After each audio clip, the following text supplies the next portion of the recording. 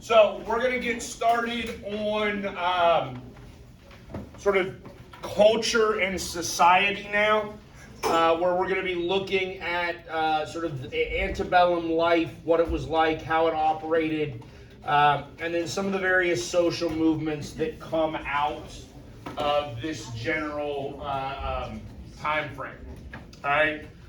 So first, and I'm pretty sure this will actually show up on a test, because it's a term that I think, if I remember correctly, is actually likely to show up in a reading that you might have on your test. The term is called a peculiar institution, right?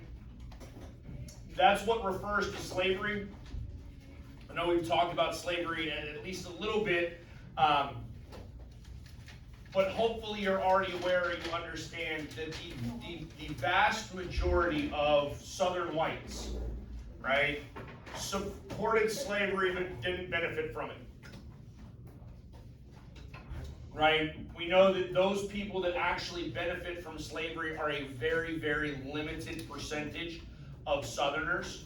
Okay? Those are the people that are plantation masters, owners, right? The ones that wield a large number of slaves and are really engaged in sort of corporate agriculture, right? What? Well, that's the thing. Poor whites don't like rich whites. There's a disconnect, I think, for a lot of people in trying to understand historically the psychological aspects that are present in slavery. One of the things that I would want you to try to grasp or understand as it pertains to history and society and culture and things like that is means of division. Like, do y'all understand that there is an interest in dividing it? Yes? You know what that means? Yes. No. No? But I do understand. I saw something. I didn't fact check this, so I don't know if it's true or not. That now the eight.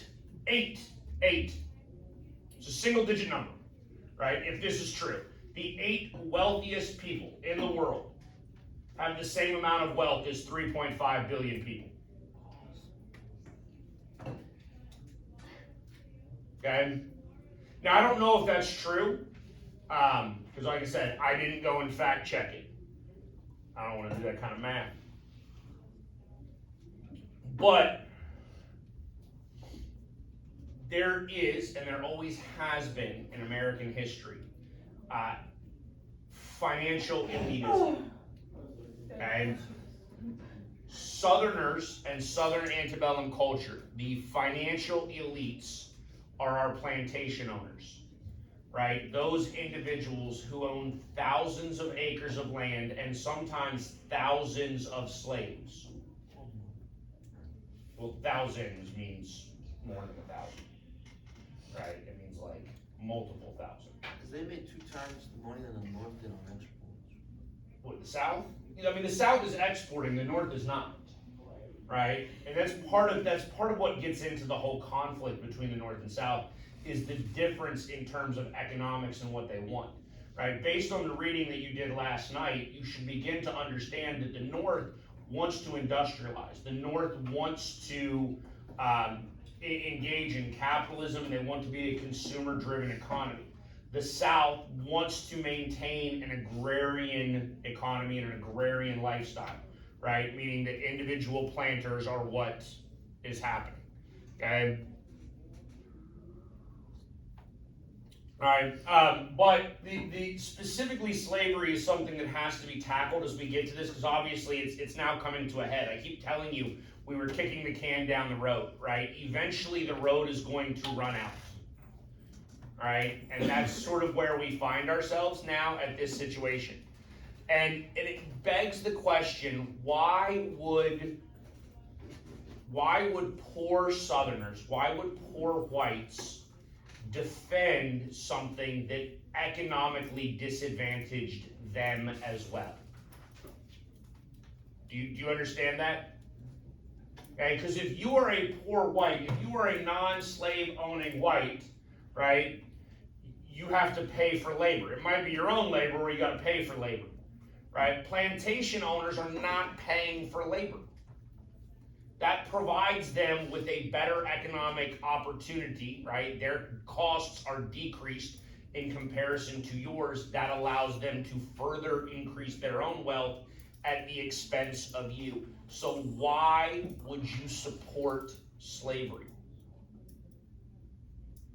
That's what makes this very peculiar amongst other things. Okay? It's also peculiar because, I don't know. I know the Dred Scott decision was up there somewhere at some point, right? Like I know that it was on a slide. I don't know that I went into enough detail in that day. You understand Dred Scott sued the Supreme Court for his slavery or for his freedom, yes? Do you actually understand what the Supreme Court said? That he's not a person. Correct. You are not a human being, therefore you cannot sue, right? My oven cannot sue me because my oven doesn't think that I clean it well enough, right? Like you realize that that would be ridiculous, right? Now, the fascinating question will really be what happens when we have like actual AI robots, like full-fledged autonomously thinking robot. Like, do they have rights? Dred Scott case. Hmm? Is that precedent, Dred Scott case? Well, no, so the Dred Scott case is not precedent anymore because the 14th Amendment fixes the Dred Scott case, right? The 14th Amendment, you'll learn this really next year in government because we'll cover the 14th Amendment ad nauseum, right? Which just means at length if you don't know what that Latin term means. But we'll go over the 14th Amendment in a lot of depth. It has a citizenship clause. It says that if you are born in the United States or naturalized as a U.S. citizen, you are a citizen subject to the equal protections of the Constitution. Thus, Dred Scott was born in America. He's a citizen, right? We can't be like, you're not a human being. No, he's a citizen. AI is not human. What? AI is not human. Well, I think that will end up being a very interesting question, right? Maybe not in my lifetime. Maybe, I don't know. I mean, I saw something that said, we're like 7 years away from immortality. So that means we're 7 years away from never dying. From like science being able to make it to where we will never die. Hey, look, that is a conversation for like a philosophy class. We don't have time for that today. Okay? I do think that that's a fascinating concept. I'm gonna be honest with you. I don't want to live forever. I don't. Yeah, no. I don't. I want to live a long time and I want to live a good life, but I don't need to be like 600. Okay? So we've already covered this, right? We know that cotton drastically increases in profitability. Sorry, that's the word I was looking for. Right? Cotton becomes significantly more profitable with the cotton gin. And I think we talked about this at least a little bit. We now know that the slaves are going to be sent into what I call the Deep South, right? Which is really where we're looking at sort of Alabama, Mississippi, Louisiana, and then into Texas, down here along the Gulf Coast region. That is where cotton is going to grow well, right? That's going to lead to northern, or let's say the upper South, right? Virginia, North Carolina, this area.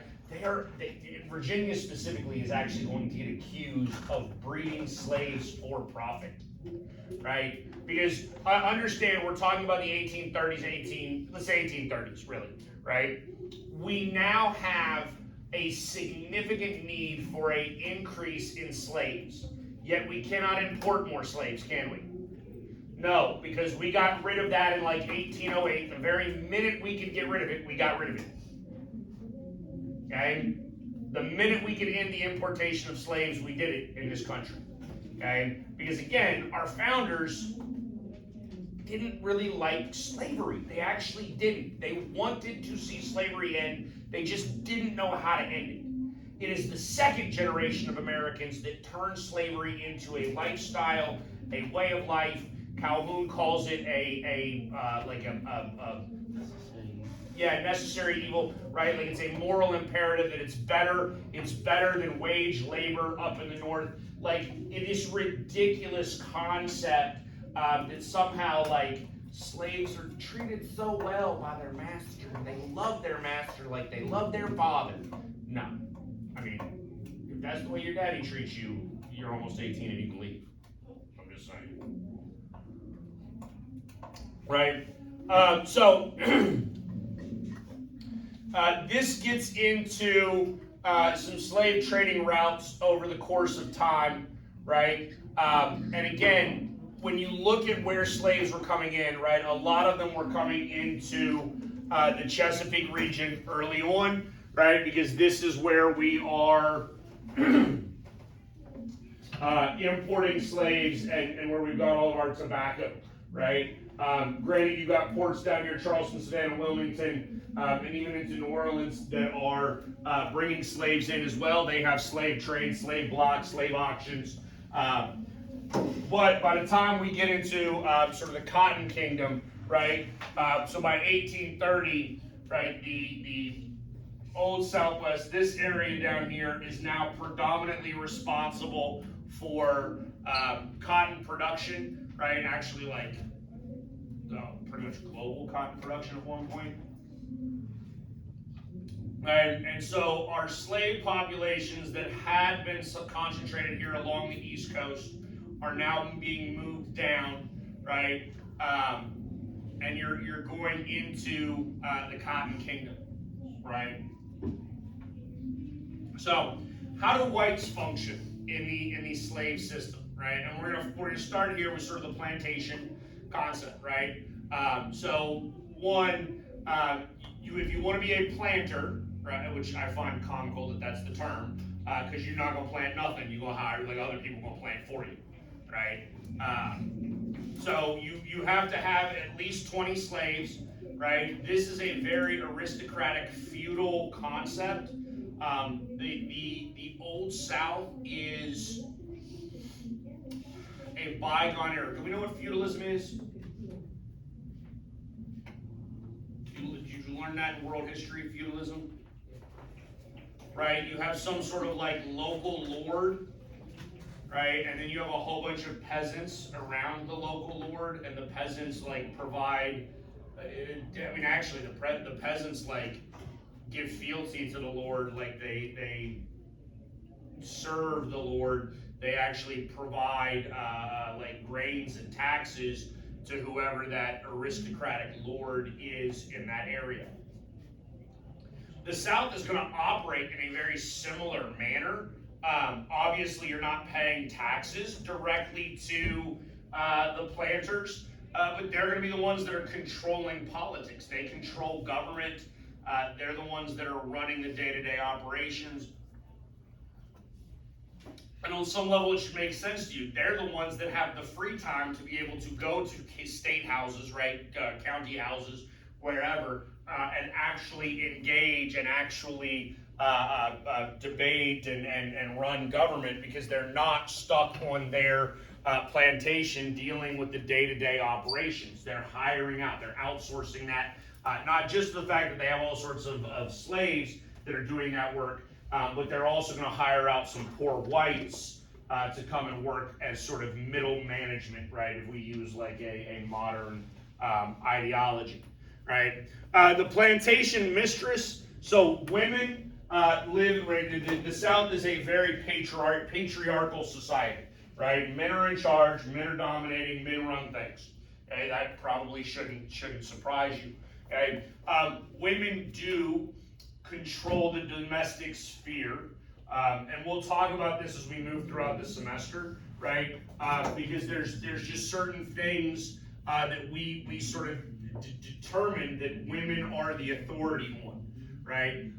And so as we move throughout history, throughout American history, right, women tend to be the authority on all things related to the home, and then eventually they tend to be the authority on morality, right?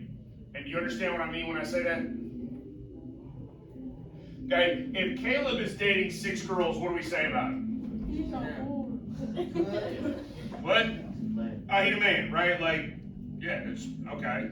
Right? If Cameron is dating 6 boys, what do we say about her? She's a whore. It ain't the same. Right? Like, one of them we pat on the back and be like, good job, dude. And the other one we say terribly nasty things about, right? Okay? This is due to some societal double standards, right? And women, this is one of the byproducts of women being seen as sort of the moral authority, right? Like, men are men, they can't help themselves, right? You've heard the expression, boys will be boys, right? So we give them a pass. They're not supposed to be moral. Women, on the other hand, are supposed to be moral. That's why when you have consensual behavior that it takes 2 people to engage in, one of them is judged negatively and the other one is not. We understand that? And we see that at this time, right? Because if you're unaware, and I know we talked about this at least with Thomas Jefferson, right? It was relatively common, and I think we'll get to it when we get to the lives of black people, specifically slaves at this time. It's actually relatively common for plantation owners to sleep with their slaves. And I say it that way, and that's probably not being crass enough. That's probably not being accurate, right? Because the reality is it's not consensual, right? And even if it is consensual, it's not consensual. Do you understand that? Right? Like, do you understand if you have a job and your boss wants to sleep with you and you want to sleep with your boss, that's not okay. You understand that? Like, your boss can't do that. Okay? Like, that is wrong because your boss has some level of power or authority over you. Okay? And therefore, that would by definition be sexual harassment in the United States today. Okay? Even slave girls that would have consented, what's your alternative? You gonna say no? Like, you can't really say no. Okay? And if you were a slave girl and you said yes, do you think you might say yes because you think your life might get slightly better? Yes. I mean, yeah. Right? Like, if you sleeping with the boss, you might not have to do the terrible jobs at work no more. Alright? Overseers, these are people that manage the plantations, again, specifically for that planter, right? That plantation owner. They can come from a wide variety of backgrounds. For the most part, the people that are actually like overseers and drivers, they are the ones, when you really talk about slave brutality and sort of the cruel nature of slavery, this is really where it comes in. And this, on some level, this should stand to reason, right? Y'all aren't old enough to know how to do this yet. Okay? But if at some point in time in your like 20s, right, you were traveling for work and you go get a rental car, right, do you care about the rental car? No, you're going to be doing donuts in the parking lot. It's not your car. Who cares if you burn up the tires? You're not replacing the tires, right? That's somebody else's responsibility. Do you understand that? Okay, when you go stay in a hotel room, do you clean that hotel room when you leave like it's your own house? No! No, that's somebody else's responsibility. Look, if you own a slave, the reality is you probably want to see that slave treated fairly well, because even if we're talking about them as being property, right? Like, I treat my own house well because I live there, right? And it is an investment to me. Slaves would have been an investment to the person that purchased them. Okay? However, the overseer and the driver, those people are basically the rental car driver right? If we use that metaphor, right? The slave is the rental car, okay? The overseer is the person that's driving the rental car, and then Enterprise or Budget or Avis or whatever, that is the planter, right? They are responsible for the car. They have to do the upkeep on the car. They got to change the car's oil. They got to do all that. What is the slave or what is the driver or the overseer doing? They just run that car into the ground to get a job done because they don't care. Do you understand why they are so much more brutal then? They're not the one who spent a couple $100 purchasing the slave. It's not their investment. They are being hired, right, to complete a job, and that job is to maximize production. If maximizing production means you whipping slaves on the regular, then you whipping slaves on the regular. Okay? This is where the real brutality comes in. So if you sit there and you're like, oh, like the planter actually cared about his slaves, maybe a little bit because he cares about his money, right? And slaves were essentially money. But you also can't tell me that you like care if this is what's going on. Now again, most of the time, your planter probably was blissfully ignorant about the day-to-day operations that are going on here, right? And when I say blissfully ignorant, I mean they're choosing not to look at it in too much detail. They don't really want to know. Okay? Because if they really found out, then they would have to like go in and do something because their investment is being mistreated. Not the human being, their investment. Right? But then that gets into significant issues as to whether or not you're like taking the side of a black man over a white man, because then maybe at that point it's actually a human being and not a piece of property. Alright, this brings us to yeoman farmers, and I know I've used that term before, right? So yeomans are basically small farmers. They grow a variety of things, right? They would have their own plot of land. These are the people that are relatively self-sufficient, and they are the predominant group of people in the South, right? Meaning this is what makes up the majority of the population. Some of these yeoman farmers would own slaves, right? 1, 2, maybe 5, right? Okay, but not past that point. Okay, and usually if they did that, in that situation, right? I mean, if I ever had to be a slave, actually, I can't even say that. If I was a slave, I would just run away until I was murdered because I ain't living like that, right? But this would be significantly better than being a plantation slave, right? Now, interestingly, well, I think we'll get to it, right? On the plantation, there's a significant difference between it being a field slave and a house slave, okay? And then you have poor whites, right, which are a little bit worse than sort of yeoman farmers. These are people that are sort of like destitute and living in just absolute sort of squander, right? Like rickety shacks, not really productive members of society, looked down upon by sort of your plain white folk and your elite planter class as well. And all right, so that brings us to the idea here of black people in the South, right? So couple of things. One, we do have free persons of color. Okay, so there are free black people that exist both in the North and in the South. And in fact, I would be remiss to say that there were black slave owners, right? So let's understand that. Very, very uncommon, okay? But it happened from time to time.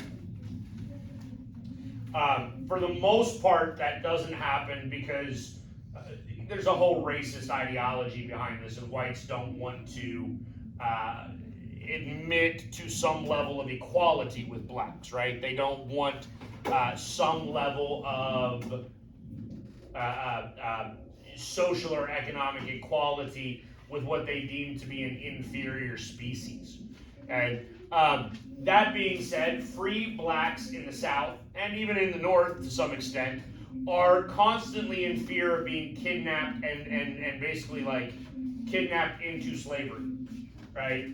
There's some substantial advantages amongst slave bounty hunters to capture runaways, right? They're paid handsomely for capturing runaways, which would include capturing people that were actually free and just claiming that they're runaways. Right? There's very limited opportunity for even free blacks to defend themselves in that way as well.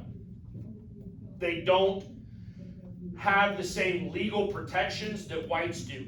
Okay? In a lot of places, again, specifically in the South, black people could not testify in court, for instance, right?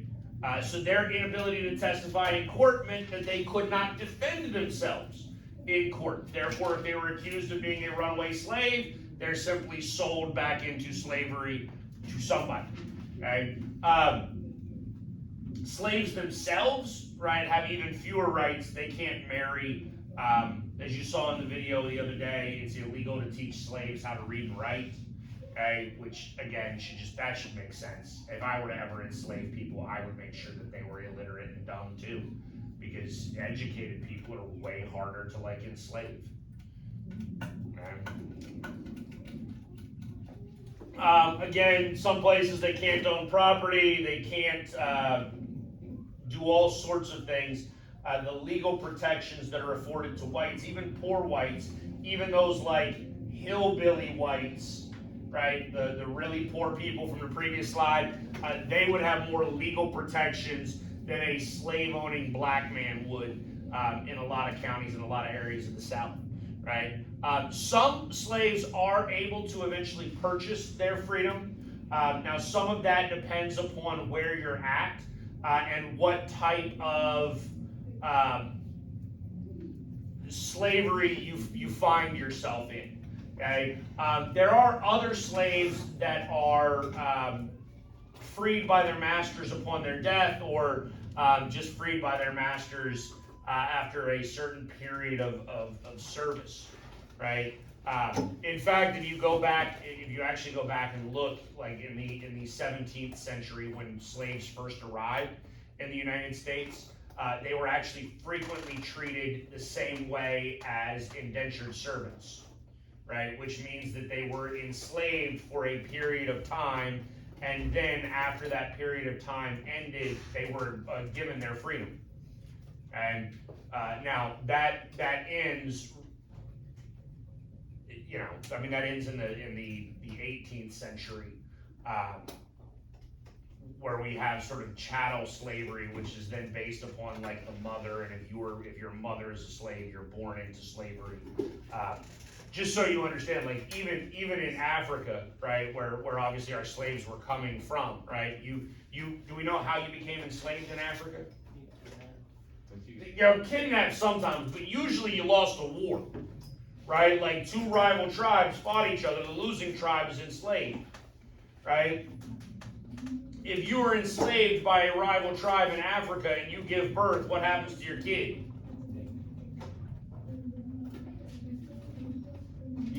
Kid would not be a slave. No, not back in like the 17th century, not in Africa in the 17th century, no. Okay, that slavery as it pertains to maternal status really doesn't begin until later. Okay, and some of that is cultural in nature. Like, if you were, again, you understand that there's different cultures in Africa, yes? Just like there's different cultures in Asia and different cultures in Europe. Okay? But if you had enslaved people that you had taken over in Africa, and then there's slaves within your tribe, and one of them gives birth, right? You basically just take that kid and raise them as a tribal member within your culture, right? They're not enslaved. They just become a member of your tribe. All right. Actually, let me go back. Buying their freedom, because I think I hinted at this and didn't say anything about it, right? Just be 100% clear. If you are working on a cotton plantation in Mississippi, you ain't buying your freedom. It's not happening, right? Largely because you don't have any opportunity to generate wealth. And now, on the other hand, if you were a slave in, say, Baltimore, Maryland, right, where you were taught woodworking or carpentry or something like that, you might, on your own time, whatever little bit of free time that you get, right, you might be doing projects or things like that that you can get paid for, save up enough money, and then eventually purchase your slavery.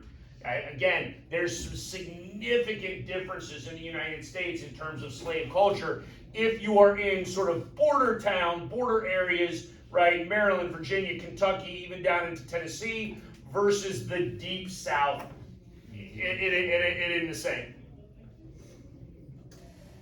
Right? Free black men generally have trades, right? They would work as tailors, shoemakers, carpenters, butchers, whatever. They're working sort of menial jobs.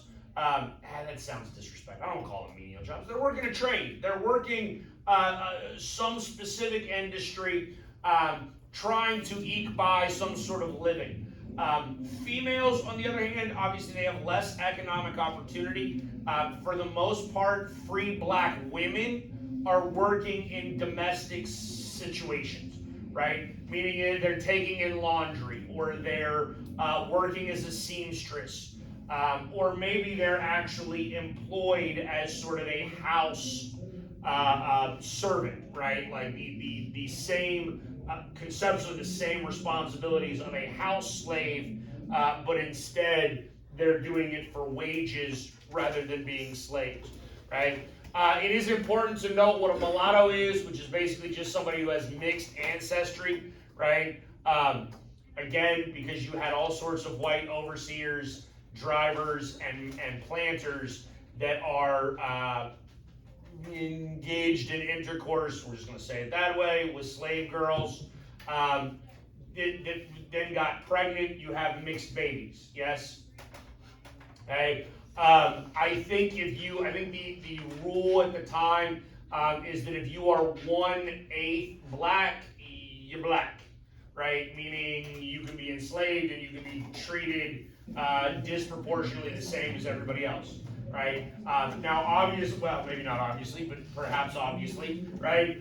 There's variations in pigmentation, right? And so we're going to eventually get to a point where we'll learn much later on. You have people that try to pass, right? That are 1/8 black, and will try to pass as white people, right? In order to be afforded the same opportunities within society as white people. And eventually we'll get to Plessy, who I can't remember his first name now, could have passed and chose not to in order to sort of challenge the system, right? So the lives of the actual slaves, it is incredibly brutal. Even, and I want you to understand, even when you're not talking about like being whipped and beaten and things like that, the slaves are worked sun up to sundown, right? It is manual labor. It is very difficult. Okay. Now, granted, it does differ from plantation to plantation. I think I've already told you, if you are on like a sugar plantation, for instance, that is incredibly difficult, right? The labor process to take cane, right, like stalks of cane, and basically press that down into molasses, which is essentially liquid sugar, right, is a long, drawn-out, difficult, labor-intensive process, right? So slaves on sugar plantations, they did not have very good life expectancies, right? Enslaved women, again, I already told you this, especially once we get to like the rise of cotton in the South and then the Virginia, North Carolina area, they're breeding slaves for profit, right? As commercial agricultural profits dried up in the Virginia area, right? Tobacco is not nearly as profitable as it once was. A lot of planters turned to slaves as their sort of source of income. And so then they would be far better off breeding slaves and selling them into the deep South for a profit, right? Because obviously if I were to impregnate one of my slaves and then I sold that child into slavery in the deep South, I'm making money for really doing nothing, right? Like I've done almost no work, okay, other than just being an absolutely terrible human being. Because I need you to realize some of them were selling their own children. Okay, but yeah, so sexual assault, rape, pedophilia, I put that in there. I do want you to understand that there's a significant difference when we talk about y'all understand that in the 17th century, all of you would be adults? Really? Yes. Adolescence is a new thing. Okay, adolescence did not used to exist. Okay, in fact, the reality is the women in here would probably all be married already. Okay, guys, maybe not. Right? It depends on whether or not you had means and you could actually afford to take a wife. Okay, most of you probably would not be married because you would still be like helping your dad and working on his farm until you had enough saved to be able to go out on your own, right? Girls, you on the other hand are like grown and you can go run a household at this point and start having children. Okay, right?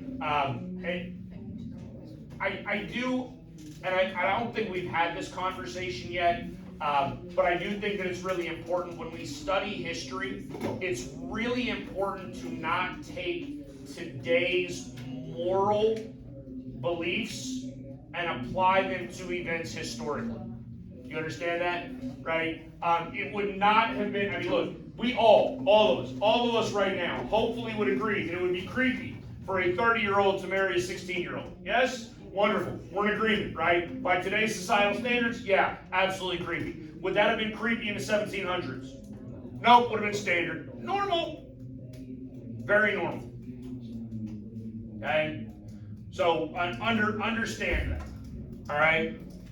Slave families, first of all, slaves were not technically allowed to have families. They were not allowed to get married. That doesn't mean that they didn't try to have their own ceremonies and their own marital familial relations, right?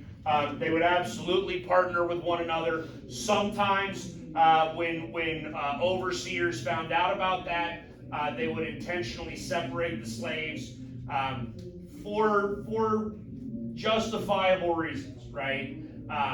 If you, because I'm going to be honest with you, like I was in the Marine Corps, I could endure a whole lot of things, right? I mean, you could beat me, and I don't know. Like if I thought I deserved, like if I was in prison and you beat me, and I deserved to be in prison, I'd probably just take it, right? You lay a hand on my wife, I'm gonna kill you.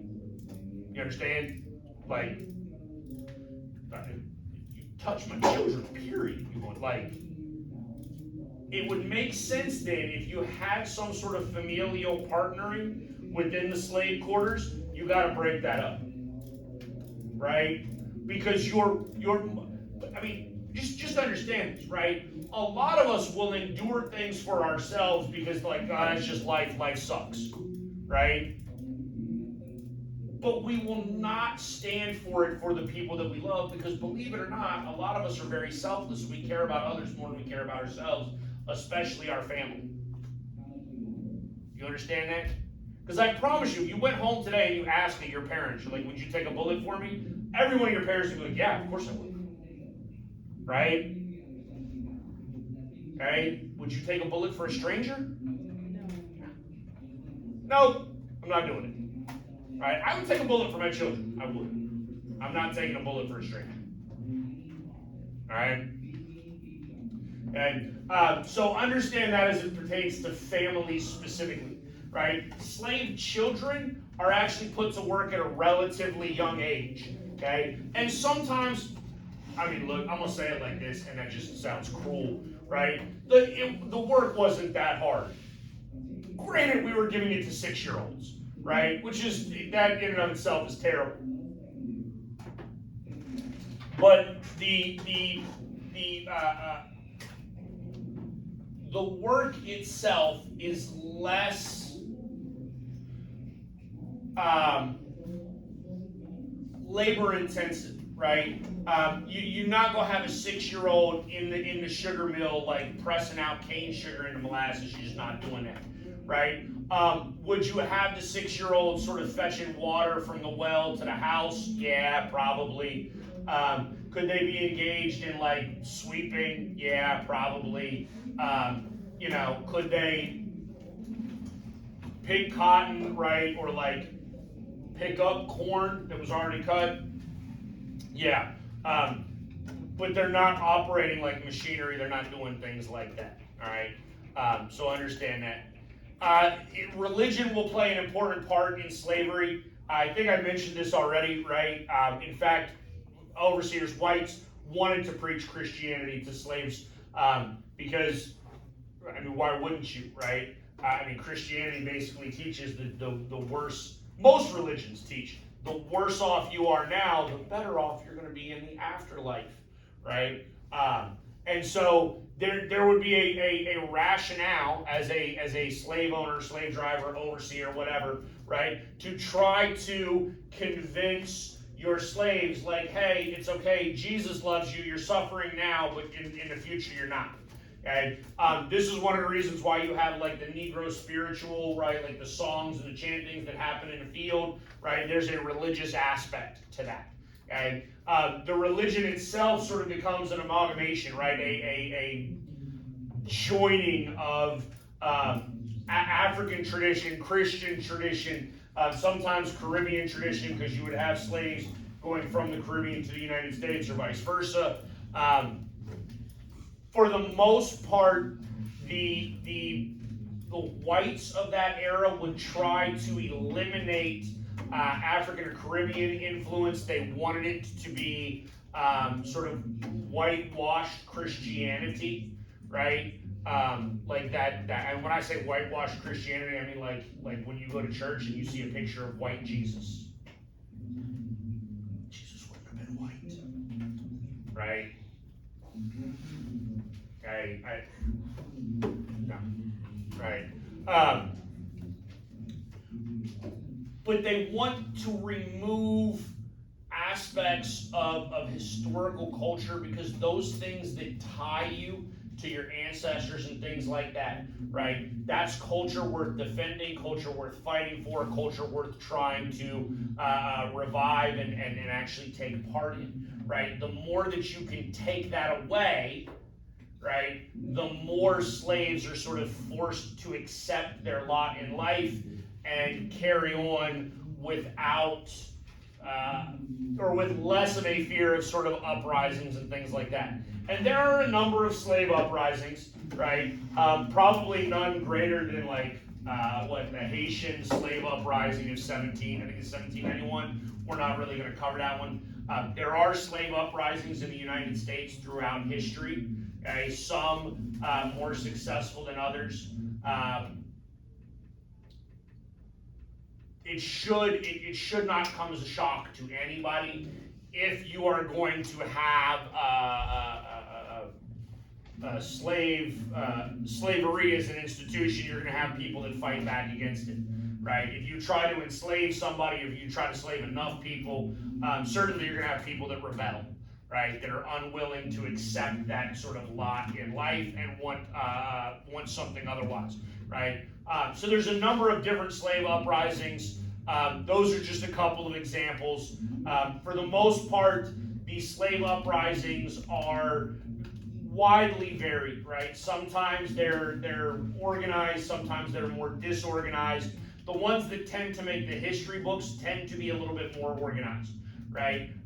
So it wouldn't just be like one plantation, a handful of slaves are like, we're not going to take it anymore, right? Instead, it spans like a county or a larger area where the slaves are actually going to be successful initially until there is a larger force that will come and sort of put them down.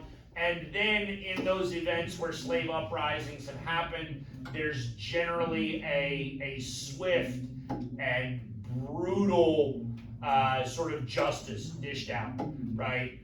And you kind of have to. You cannot allow a slave uprising and then just whip somebody 5 times and be like, all right, boom, we're even. No, you have to kill them, right? Not just because obviously if they did it once, they're gonna try again, yeah? That should stand to reason. But two, you need to kill them all as a deterrent to anybody else, right? Because I think for a lot of human beings, a life in servitude is better than no life at all, right? That if the alternative is death, they're going to choose life even if it's not that great a life, okay? The Nat Turner Rebellion is probably one of, it's probably the only one I would actually test you on. Right, because the reality is the Nat Turner Rebellion is one of the more successful, right? You have an actual black overseer that's going to lead a revolt. They're going to kill a large number of white people. That's going to create a federal response, right? You're going to end up calling out sort of militia and federal troops. And again, like I told you, the response is brutal. Okay? Brutal to the point that you have sort of just the indiscriminate murder of people that were not even involved in the actual rebellion, right? Which again is a tactic that would be utilized as a response to try to quell future rebellions, right? If you not only kill the people responsible for the rebellion, but just randomly kill others that had no part in it, right?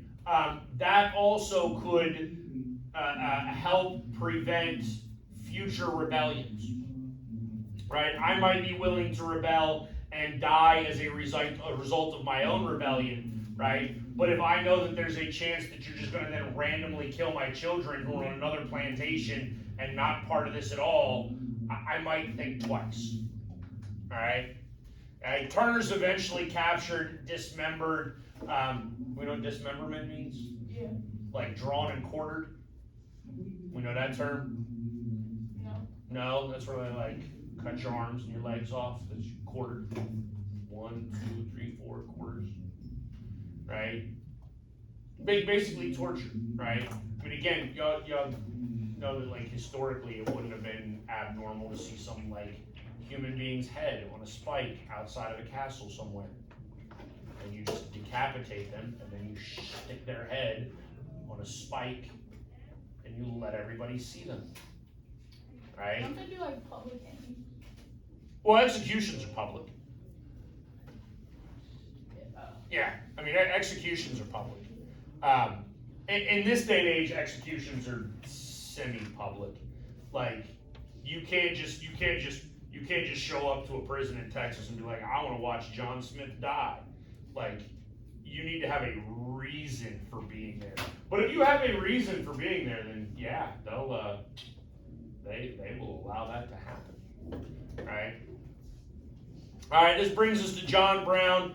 This is probably the only other. Okay, I can't call this a slave uprising, but like it's got to be in the same group because John Brown thought foolishly that if he rose up, slaves would join him. They did not. A little history about John Brown. John Brown is an abolitionist. That's a term that we're going to get to tomorrow. He is at some point a part of the Underground Railroad. That is, again, something we will get to tomorrow. Okay? He is a preacher. It should not stand to, or it should stand to reason, or it should seem fairly logical to you that religious people would have more of a, what's the word I'm looking for? A dislike of slavery, right? They would have more of an issue with it, yes? Right? Because obviously if you're religious, like these are all God's people, right? John Brown will eventually, after being part of Bleeding Kansas, which we covered the other day, which was those pre-Civil War skirmishes between Missouri and Kansas as to whether or not Kansas should be a slave state, John Brown is going to come to Harper's Ferry, Virginia. That is now in West Virginia, but West Virginia didn't exist yet. He's going to raid an armory, and he is going to basically try to create a mass rebellion. No slaves join him, and then John Brown will eventually be like put on trial and executed. There were some people that did not think he should have been executed because he might have lacked he might have been a crazy person, let's just say it that way. And then there's a legitimate question. Was John Brown a martyr who died for a cause or a terrorist? Okay, and that just depends on your beliefs. Wonderful. Have a good day. I'll see you tomorrow. Thank you.